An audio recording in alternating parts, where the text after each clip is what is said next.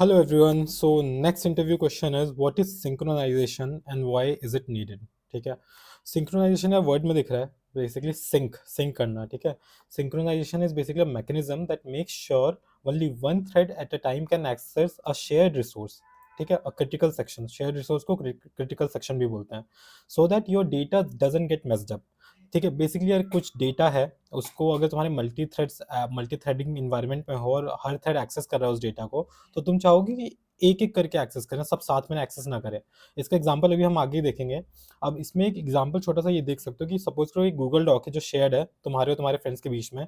तो अगर तुम कुछ एक एक उसमें कॉलम या डेटा पॉइंट अपडेट कर रहे हो, ठीक है, कोई सेक्शन अपडेट कर रहे हो, तो तुम चाहोगे एक ही बंदा एक टाइम पे अपडेट करे. अदरवाइज अगर 10 बंदे अपडेट करने लग जाएंगे तो तुम उस डेटा को देख ही नहीं पाओगे कौन सा अपडेट आया है. ठीक है.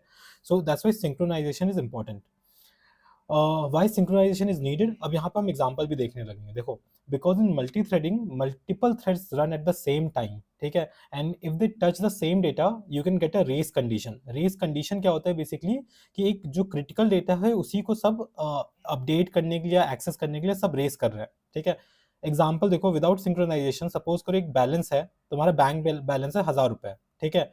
एंड दो थ्रेड है उस बैंक बैलेंस को एक्सेस कर रहे हैं. एक थ्रेड से क्या हो रहा है, 200 रुपए कटेंगे, दूसरा थ्रेड उससे 500 रुपए काट रहा है. ठीक है, मेन बैलेंस से.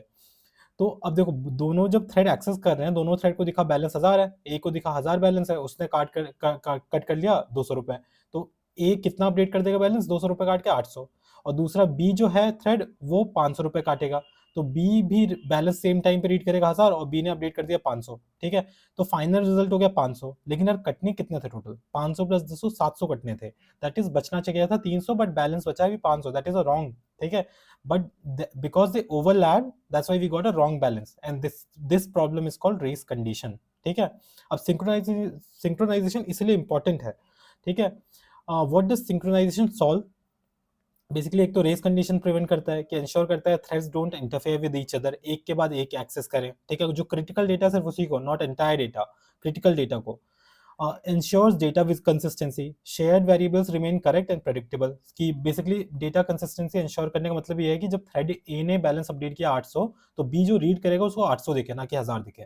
ठीक है. And it provides mutual exclusion. Basically only one thread enters the critical section at a time. एक क्रिटिकल सेक्शन क्या होता है, बेसिकली एक ऐसा सेक्शन जिसे मल्टीपल थ्रेड्स एक्सेस करना चाहते हैं. ठीक है. What is a critical section again? A piece of code that reads or writes the shared data. जो डेटा शेयर हो रहा है, that is called a critical section. जैसा हमारे यहाँ केस में क्या था, बैलेंस को अपडेट करना was a critical section.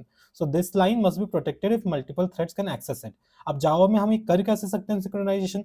जो मोस्ट कॉमन तरीका है और जो अभी इस क्वेश्चन के लिए इंपॉर्टेंट है, that is using a synchronize keyword. ठीक है. इंटरव्यू में तुम इस क्वेश्चन में इतना आंसर करो दैट इज फाइन, बट इसका काउंटर क्वेश्चन हो सकता है और क्या तरीके हैं, तो उसके लिए हम आगे अभी क्वेश्चन देखेंगे.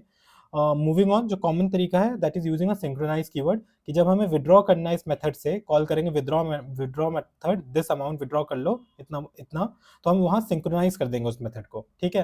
Here Java logs the objects monitor log. ठीक है. जब यहाँ सिंक्रोनाइज लगा होगा और एक थ्रेड इसको एक्सेस करेगा इस मेथड को, तो बाकी थ्रेड एक्सेस नहीं कर पाएंगे उस टाइम के लिए.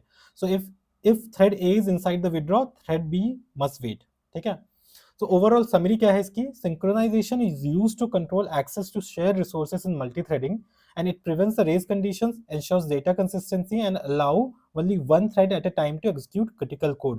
This is the way you should answer in an interview. ये जो definition दी है ना, और ये आंसर प्रॉपर जो स्टेटमेंट लिखी है, तुम ये थोड़ा सा, आई एम नॉट सेइंग कि मेमोराइज कर लो, बट यार ये जो पॉइंट्स हाईलाइटेड है, बोल्ड हुए हैं, उनको ध्यान में रखो कि उन पॉइंट्स के बारे आप बोल सको इंटरव्यूअर को, तो वो खुश हो जाएगा. ठीक है. So guys, this is it for this question. Let's move on to next one.